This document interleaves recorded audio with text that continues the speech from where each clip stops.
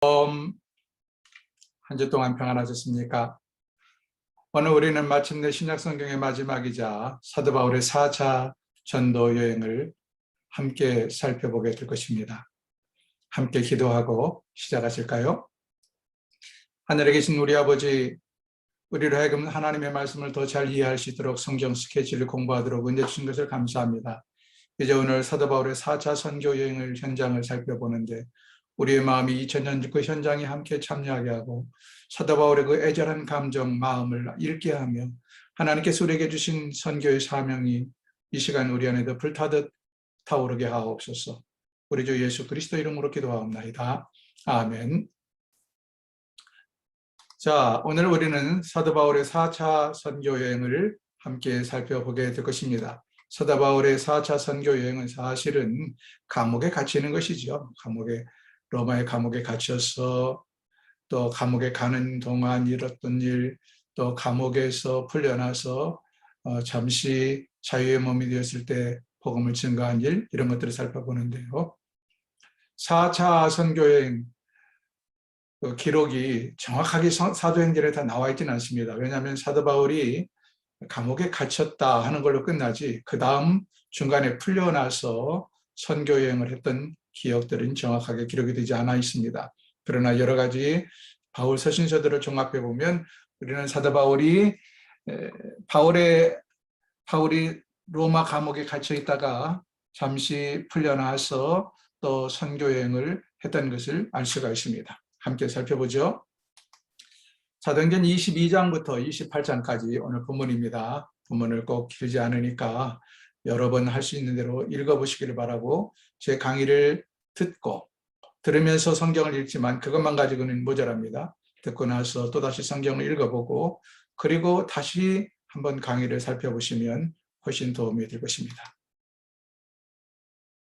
예루살렘에 3차 전도여행 때 선도여행을 마치고 예루살렘에 도착했죠. 예루살렘에서 어떤 일들이 있었는가?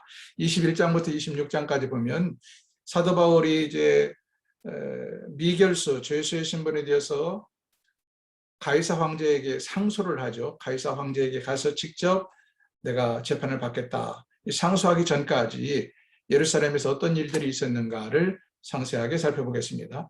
먼저 야고보를 만납니다. 야고보 앞에서 바울이 사역의 보고를 하죠. 그러자 야고보가 바울의 사역 보고를 받고 나서 어떤 것을 권면하냐면, 지금 예루살렘 교회가 뒤숭숭하다. 당신이 오기를 기다리겠고 당신 오면 가만두지 않겠다고 이렇게 벼르는 사람들이 많다. 그러므로 당신도 율법을 회하는 자가 아니라 율법을 지키는 자여라는 것을 보여주기 위해서 결례를 행하라 하고 결례 의식을 권면을 합니다. 21장 18절부터 보실까요? 21장 17절부터 보죠. 21장 17절. 예루살렘에 이르니 바울이 예루살렘에 도착했습니다. 형제들이 이를 기꺼이 영접하거늘. 18절. 그 이튿날 바울이 우리와 함께 야고보에게로 들어가니 장로들이 다 있더라. 바울이 무난하고 하나님이 자기의 사역으로 말미암아 이방 가운데 하신 일을 낱낱이 말하니, 그러면서 21절. 내가 이방에 있는 모든 유대인을 가르치되 모세를 배반하고 아들들에게 할례를 행하지 말고 또 관습을 지키지 말라 한다 함을 그들이 듣었다. 지금 야고보가 하는 이야기입니다. 그들 유대인들이 듣고 오해를 하고 있다.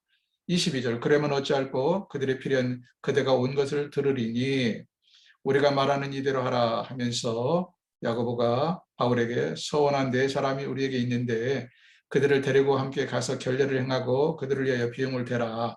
그러면 그대도 율법을 지켜 행하는 줄 알 것이라. 24절 하반절 그렇게 말하죠. 25절. 주를 믿는 이방인에게는 우리가 우상의 제물과 피와 목매어 죽인 것과 음행을 피할 것을 결의하고 편지하였느니라 하니, 바울이 이 사람들을 데리고 야고보의 권면대로 4명의 헌신한 사람들을 데리고 가서 머리를 깎고 그리고 결례 의식을 행했다.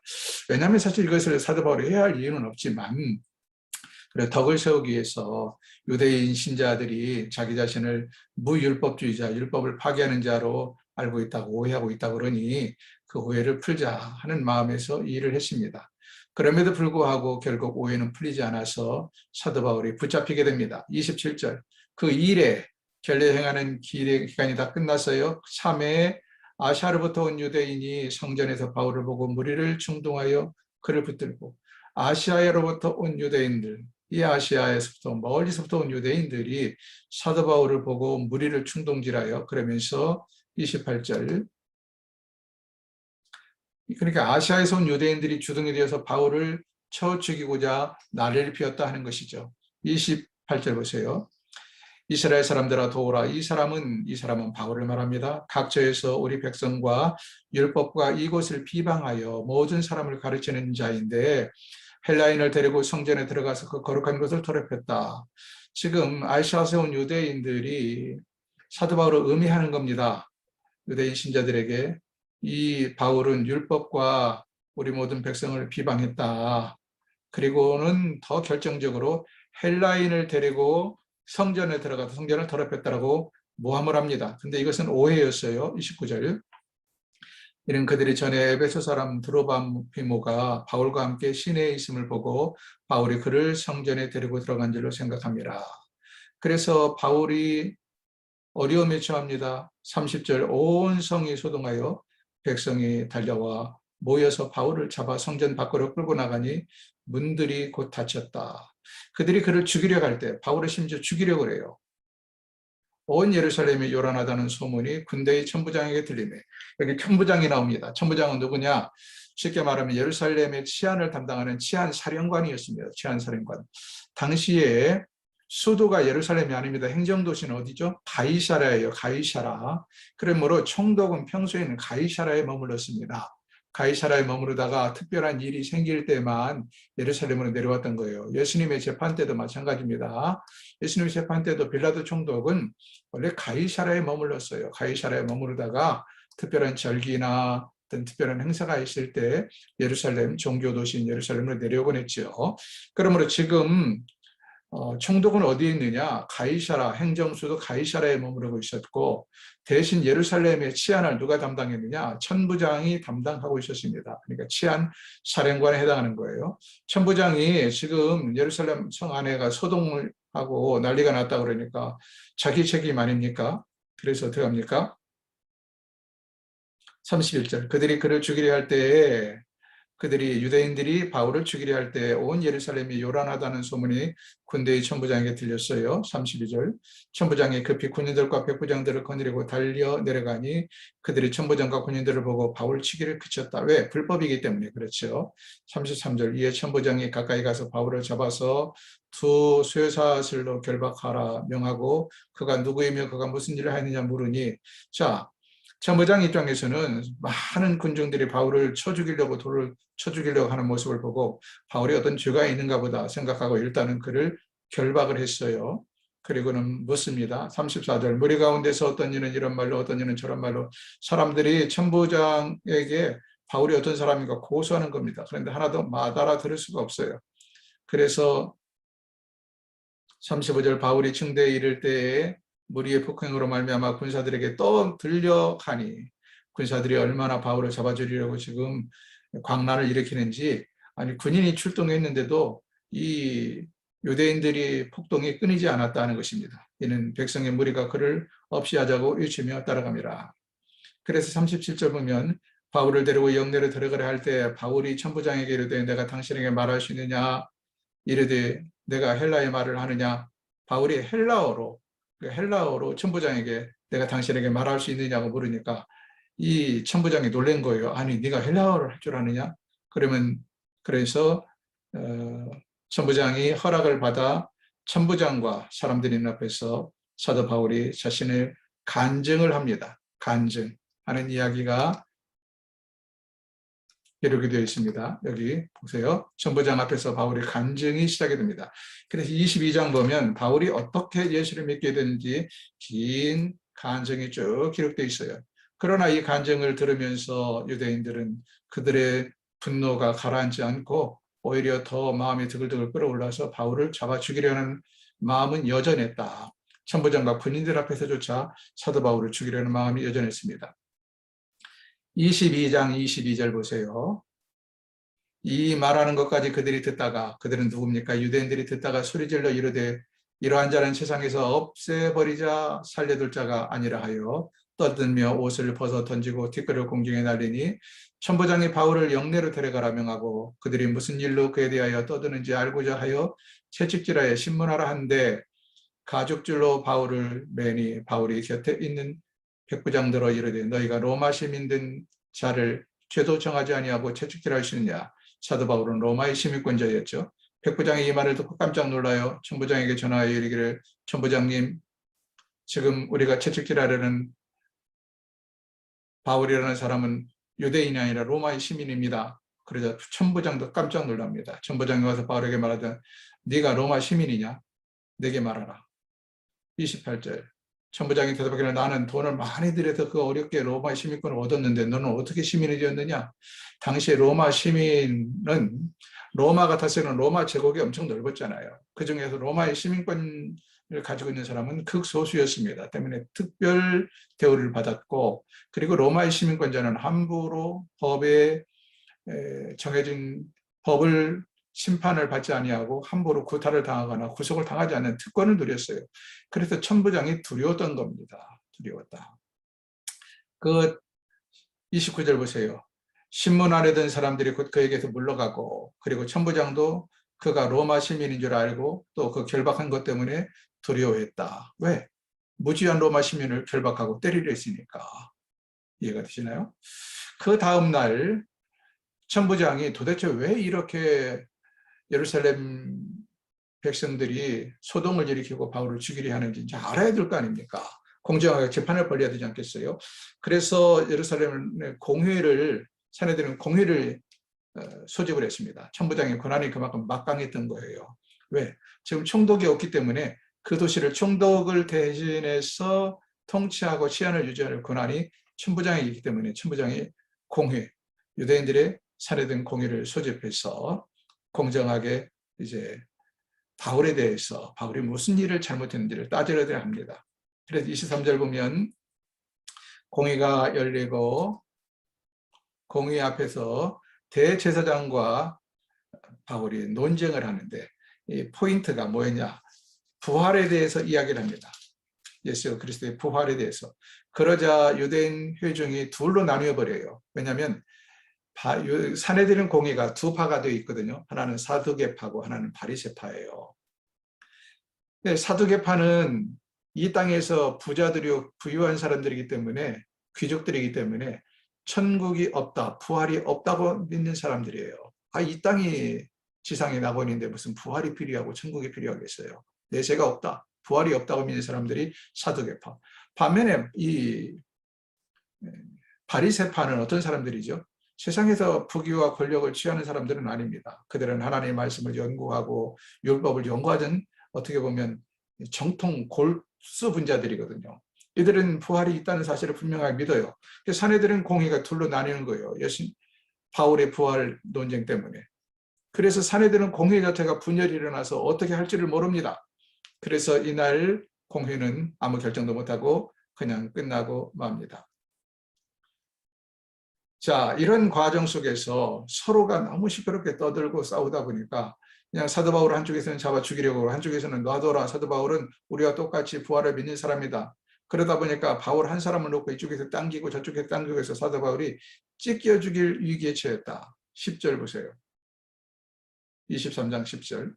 큰 분쟁이 생기니 천부장은 바울이 그들에게 찢겨질까 하여 군인을 명하여 내려가 무리 가운데서 빼앗아 가지고 영내로 돌아가라 하니라. 여러분 이게 얼마나 공포스러운 분위기입니까? 자기들끼리 막 눈을 크게 뜨고 막 사대질하고 사도 바울을 한쪽에서 당기고 또 다른 쪽에서 당기고 사도 바울이 금방 찢겨 죽을 것만 같은 고통을 겪고 두려운 현장을 겪습니다. 얼마나 바울이 무서웠을까요? 그래서 그 밤에 11절 그 밤에 주께서 바울 곁에 서서 뭐라고 말합니까? 담대하라 바울아 담대하라. 내가 예루살렘에서 나의 일을 증언한 것 같이 로마에서도 증언하게 되리라. 너는 예루살렘에서 결코 죽지 않아. 로마에까지 가게 될 거야. 라고 우리 주님께서 그를 위로하시고 격려했다 하는 것입니다. 문제는 이것으로 끝나지 않습니다. 40명이나 되는 이 극우파 사람들이 보수파 사람들이 바울을 잡아 죽이겠다고 먹지도 아니하고 마음을 겨루고 겨룬 결사대를 조직을 했어요. 그래서 바울을 언제든지 기회가 되면 죽이려고 하는 것입니다. 이 사실을 바울의 생질이 알게 되고 바울에게 이 사실을 알려주죠. 그러자 바울은 생질을 천부장에게 보내서 그대로 전하라고 말을 합니다. 그래서 천부장이 바울의 생질을 통하여 40명이나 되는 결사대가 바울을 잡아주기로 한다는 사실을 듣게 됩니다. 천부장으로서는 지금 로마의 시민권을 가진 바울이 정식 재판도 없이 유대인들에게 의해서 살해되면 이건 천부장의 책임이거든요. 그래 천부장이 어떻게 합니까? 도대체 이 예루살렘에서는 이 일을 도무지 어떻게 처리할 수가 없다. 그래서 총독이 있는 가이사라, 총독에게로 가이사라에 있는 총독에게로 사도 바울을 그 밤에 호송을 해버립니다. 자기의 책임을 면하려 한 것이죠.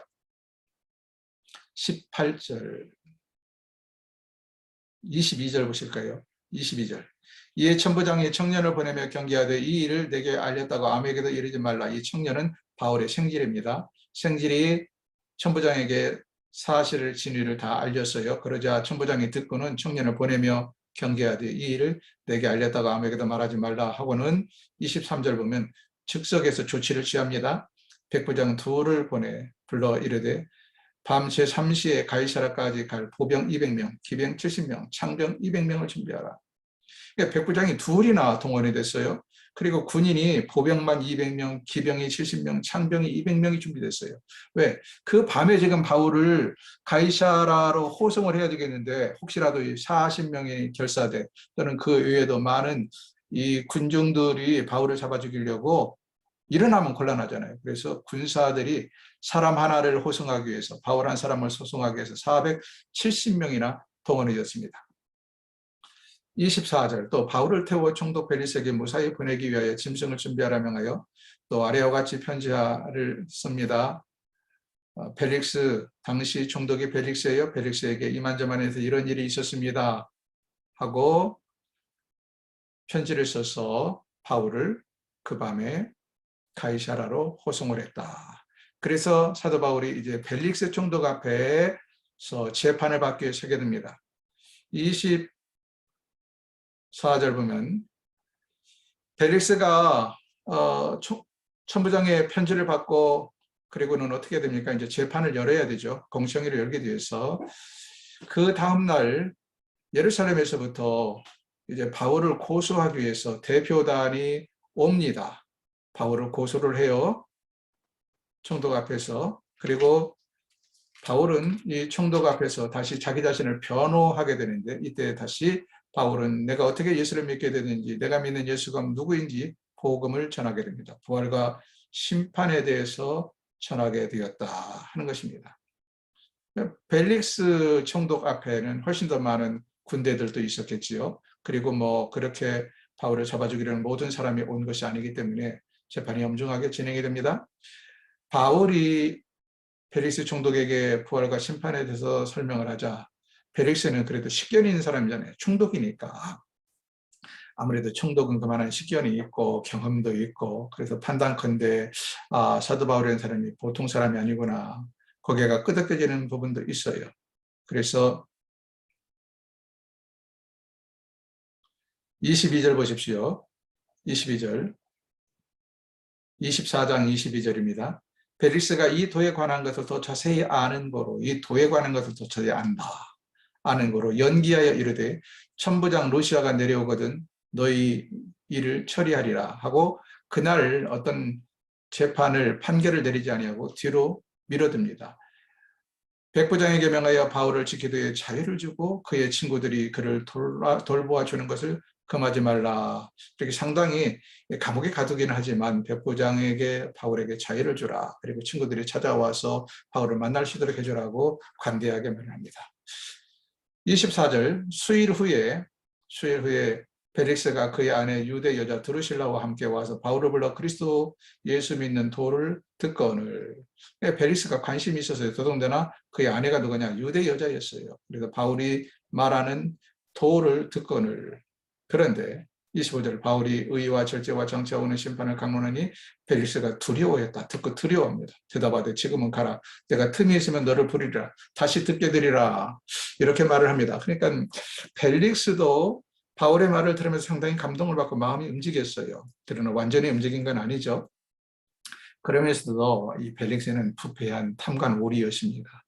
이 재판을 통해서 벨릭스는 사도 바울에게서 돈을 요구했던 거예요. 돈을 받고 사도 바울에게 관대하게 대해주려고.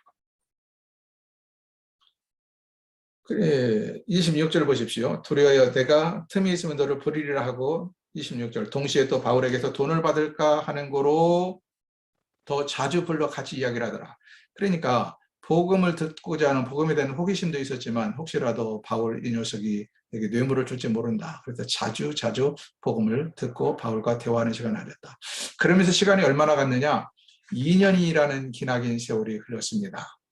2년이 지나서 이 벨릭스는 임기가 맞춰지고 새로운 총독에 부임을 하게 됩니다. 그러니까 2년 동안 바울은 이 가이사라 빌립보 감옥 아닌 감옥에서 그러니까 완전한 자유인도 아니고 완전한 죄수의 신분도 아닌 상태에서 지내게 되었다. 27절 이태가 지난 후에 보로게오 베스도가 벨릭스의 소임을 이어받아 벨릭스가 유대인의 마음을 얻고자 하여 바울을 고려하였느니라. 그러니까 베스도라는 총독이 부임을 했고 벨릭스는 이제 다른 곳으로 떠나게 돼요.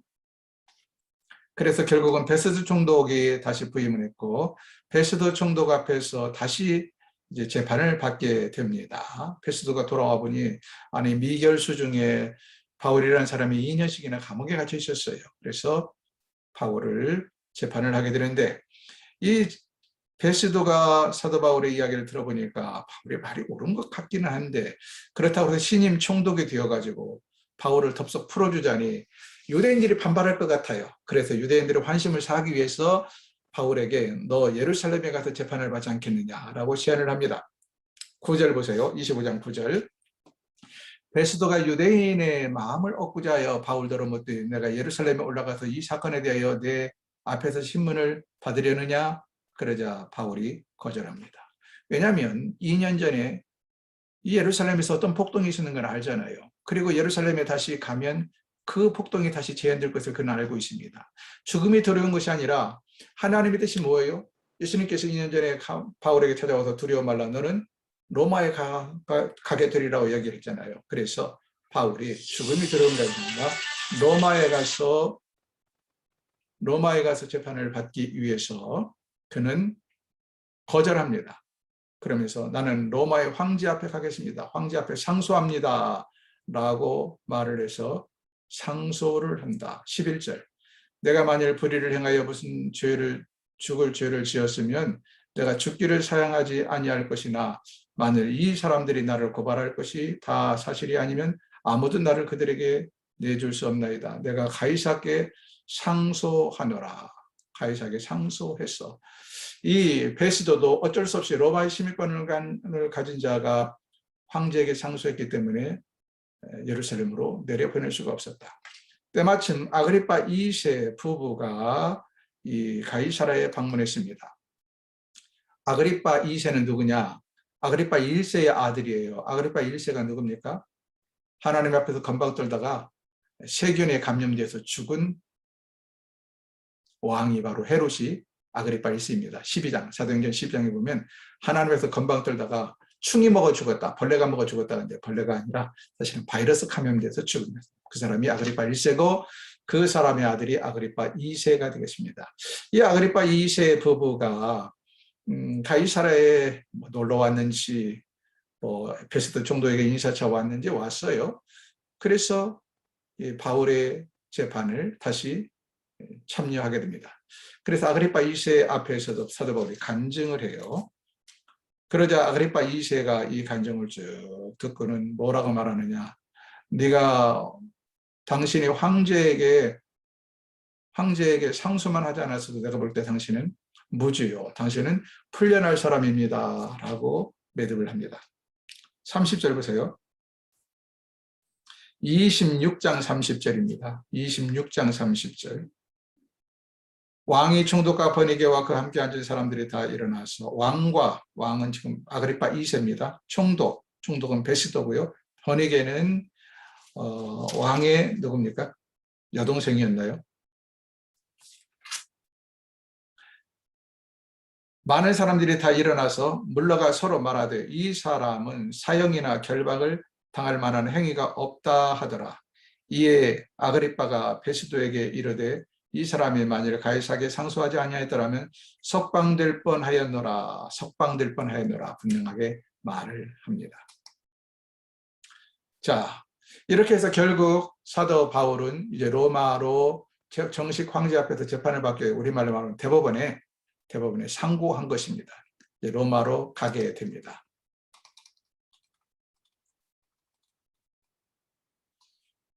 자, 예루살렘에서 지금 가이사라 총독의 행정도시인 가이사라에서 로마 황제에게 상소했기 때문에 이제 로마로 가게 되는데 투로항으로 와서 배를 타고 계속 가게 됩니다. 어디까지 가느냐? 아드라문네노라는 배를 탔어요. 아드라문네노라는 배를 타고 무라에 이르러, 여기가 무라입니다. 보실지 모르실지 모르겠는데 모르셔도 됩니다. 이런 것까지 다 모르셔도 되지만 참고로 여기가 무라항이에요. 무라항. 여기까지는 두로에서 아드라문네호를 타고 쭉 무라항까지 왔어요. 무라항에서 이 아드라문네호는 로마행 배가 아니었기 때문에 로마행 배로 갈아탑니다. 로마행 배 이름이 27장 6절 보면 알렉산드리아호예요. 27장 6절. 알렉산드리아호 배를 타고 이 미항을 거쳐서 이제 이렇게 연안을 따라서 이 로마로 가면 됩니다. 자, 이 포인터 움직임을 보십시오. 크레데 섬인데 이 크레데 섬에서 미항 항구에 정박해서 필요한 것을 담고 여기서 겨울을 나고 그리고는 이 연안을 따라서 당시 배들이 크지 않았기 때문에 망망대해를 가지 않습니다. 연안을 따라서 이 배도 보십시오. 아드라문네오도 연안을 따라서 쭉 왔잖아요. 연안을 따라서 미항에서 겨울을 나고 그리고는 이 연안을 따라서 로마로 가면 되는 거예요. 로마 어디에 내리는지 모르지만 이 알렉산드리아호 배를 타고. 근데 미항에 도착했을 때 백부장이 바울이 말을 듣지 않고 선주의 말을 듣고 출항했다. 무슨 말이냐? 이 미항은 아름다운 항구에 있어요.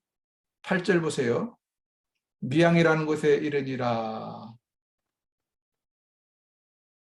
나세라시에서 가깝더라. 그래서 이 미항에서 그냥 이 과동을 하면 되는데 미항보다 더 큰 베닉스 항구로 가서 베닉스 항구에서 겨울을 지내려고 그랬어요. 12절 보세요. 원래 바울은 미항에서 머무르자 9절 보십시오. 27장 9절. 여러 날이 걸려 금식하는 절기가 이미 지났으므로 항해하기가 위태한지라 바울이 그들을 권하여 말하되 여러분이요 내가 보니 이번 항해가 하물과 배만 아니라 우리 생명에도 타격과 많은 손해를 끼치리라 하되 백부장이 선장과 선주의 말을 바울의 말보다 더 믿더라. 그 항구가 겨울을 지내기가 불편하므로 미항이 아마 조그마한 거야. 항구는 예뻤는지 모르지만 몇 달씩 머무르면서 선원들이 지내기는 술집도 없고 유흥시설도 없고 불편했던 것 같아요. 그래서 아무쪼록 피닉스에서 겨울을 지내고자 하여 피닉스 항구로 이들이 옮겨가려고 합니다. 피닉스 항구는 요즘 말로 말하면 항구도 크고 술집도 많고 유흥시설도 많고 선원들이 그렇잖아요. 배 한 번 타면 몇 달씩 집을 떠나 살기 때문에 이 항구 도시마다 유곽이 있고 유흥시설이 있는 것입니다. 그런데 미항은 그러지 못했던 것 같아요. 그래서 선원들도 또 선장이나 선주의 판단도 자신들의 유익을 위해서는 더 큰 항 피닉스에 가서 지내는 게 좋겠다 해서 피닉스로 출발합니다. 출발을 하는데 웬걸 바울이 염려했던 것처럼 계절풍이 불기 시작해요. 계절풍이. 12절을 보세요. 그 항구가 겨울을 지내기 불편하므로 거기서 떠나 아무쪼록 피닉스에 가서 겨울을 지내자 하는 자가 더 많으니 피닉스는 그레데 항구라 한쪽은 서남을 한쪽은 서북을 향하였더라. 14절 얼마 안 뒤에 섬 가운데로 유라굴레라는 광풍이 크게 일어요. 유라굴레라는 광풍이 크게 일어서 그들은 결국 원하던 페닉스 항해에 도착하지 못합니다. 원하던 페닉스 항구에 도착하지 못하고 미끄러져요. 미끄러져. 그래서 죽을 고비를 넘기게 됩니다. 깜깜한 지륵 같은 밤에 그들은 구토하고 배는 흔들리고 사경을 헤매면서 얼마나 많은 고생을 하게 되는지, 풍랑으로 배가 깨어지기도 하고 유라굴로 광풍을 만나서 고통 끝에, 그때 사도 바울이 그들을 위로하죠. 여러분이 안심하라. 여러분의 생명의 지장은 없게 된다. 왜냐하면 하나님께서 내게 말씀하셨다. 너는 로마를 보아야 하리라. 로마에 가야 하리라. 그러니까 사도 바울이 로마에 가서 복음을 증거하기 위해서 여기 배에 타고 있는 모든 선원들을 안전하게 하나님께서 지키신다. 너희들 염려하지 마라. 바울이 그들을 위로하죠. 고생 끝에 그들이 어디에 도착하는가? 멜리데 섬에 도착을 합니다. 멜리데 섬에서 구사일성으로 도착했는데 추우니까 불을 떼기 위해서 나무를 해오다가 바울이 독사에 물려요. 그러니까 멜리데 섬에 사는 원주민들이 큰일 났다. 저 사람 독사에 물렸으니 죽을 것이다. 라고 생각을 했는데 바울이 멀쩡한 거예요. 그래서 사람들이 바울을 다시 보게 되죠. 이상한 눈으로, 존경의 눈으로 바라보게 됩니다. 그때 이 멜리데 섬의 추장 보볼리오의 아버지가 열병과 이질에 걸려 있었어요. 그런데 보볼리오가 독사에 물려도 죽지 않는 바울을 보면서 희한하게 생각하고 존경심을 갖게 되었거든요. 근데 이 바울이 보볼리오 아버지, 추장인 보볼리오 아버지 열병과 이질을 고칩니다. 고치자. 그래서 이 멜리데 섬에서 바울 덕분에 모든 선원들이, 그리고 모든 군인들이 아주 귀한 대접을 받게 됩니다. 그리고는 이어서 그들이 수라고사를 거쳐서 로마에 갔다. 수라고사는 지금 시칠리아 섬입니다. 시칠리아 섬을 거쳐서 로마에 도착을 했다.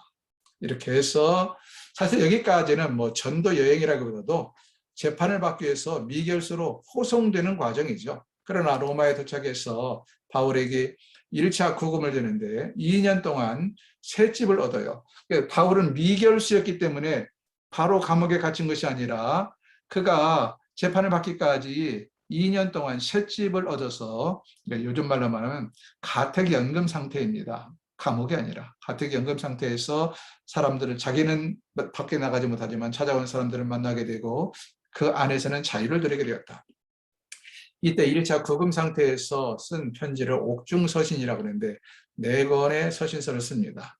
골로새서, 에베소서, 빌립보서, 빌레몬서, 골로새서, 에베소서, 빌립보서, 빌레몬서 4권의 책을 씁니다. 2년 동안 갇혀 있다가 그가 풀려나요. 무죄로 석방이 되어서 한 4, 5년 동안 풀려나는데 이때가 바로 바울이 4차 전도여행을 본격적으로 한 때입니다. 이 한 4, 5년 동안 풀려 있는 동안에 사도 바울이 멀리 서바나까지 가서 복음을 전했다. 서바나가 어딥니까?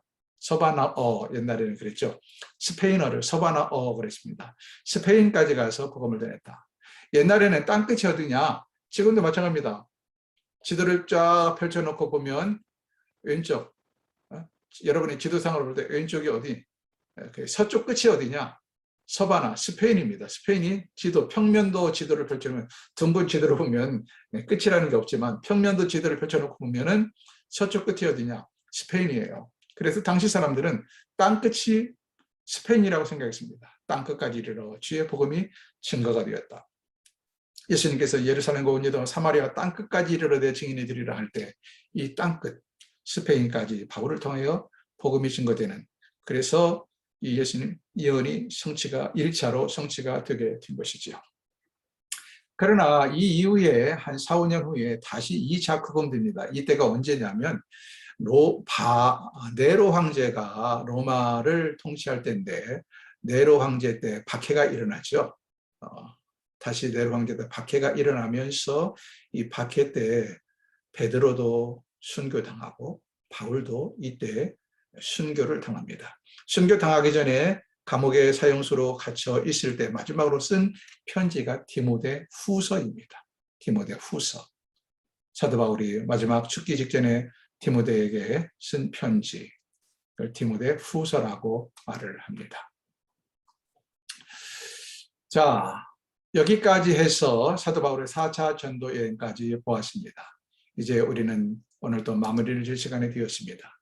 사랑하는 여러분, 사도 바울은 그처럼 한평생을 자기 자신의 전생애를 들여서 복음을 증거하는 일에 헌신했습니다. 나는 복음의 빛인 자라. 사실은 한때는 복음을 알기 전에는 예수를 믿는 사람들을 잡아 죽이는 일에 앞장섰고 스데반이 죽는 일을 보면서도 증인이 되었고 이를 갈았던 사람, 그리고 오히려 저런 사람 다 죽어야 된다고 다메섹 도상까지 체포장을 가지고 예수 믿는 사람을 잡으러 갔던 사도 바울이 다메섹 도상에서 예수를 만나서 완전히 변했습니다. 그 이후로 그는 모든 복음의 빛인 자로서 그의 전생애를 들여서 복음을 증거하다가 결국은 로마의 감옥에 갇혀 있다가 참수형을 당하게 됩니다. 그러나 그가 죽기 직전에 디모데에게 쓴 편지를 보면 나의 달려갈 길을 타가고 나의 믿음을 지켰으니 이제 후로는 나를 위하여 의의 면류관이 예비되었다. 그는 죽음을 오히려 기다립니다.